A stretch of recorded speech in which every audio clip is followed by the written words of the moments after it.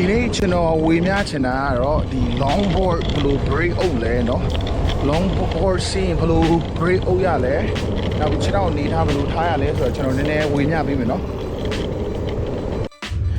ကျွန်တော်က goofy เนาะကျွန်တော် goofy စီးရ regular မဟုတ်ဘူးဆိုတော့ကျွန်တော်ခြေထောက်ကိုဒီ boat တက်ထားတဲ့ truck ရဲ့အနောက်နားမှာထားမယ်နောက်ပြီးဒီနားလောက်ထားမယ်နောက်ပြီးကျွန်တော်ဒီကနေဒီလိုတွန်းမယ်ဒီလိုတွန်းမယ်ခြေထောက်ပြန်လဲအဆင်ပြေလို့ပေါ့နော်အဲဆိုရင်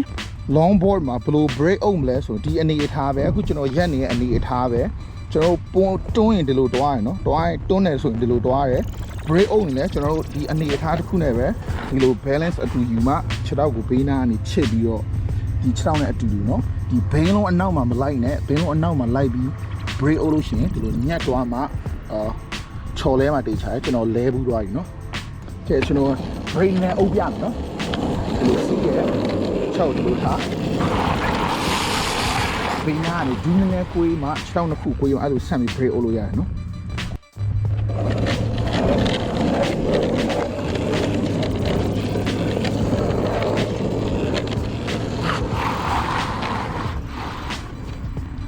break အုပ်နည်းကိုကျင့်ချင်တယ်ဆိုရင်เนาะခြေထောက်ကိုဒီလိုတွန်းဖြည်းဖြည်းလေးเนาะအရှိန်နည်းနည်းလေးနဲ့ဒီလိုကပ်ပြီးတော့ပပလေးလုံး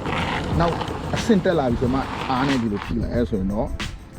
skate ကလုံးဝ completely ရပ်တော့ဖြစ်ပါတယ်ခန္ဓာကိုယ်တစ်ခုလုံးပါစီးပြမယ်เนาะ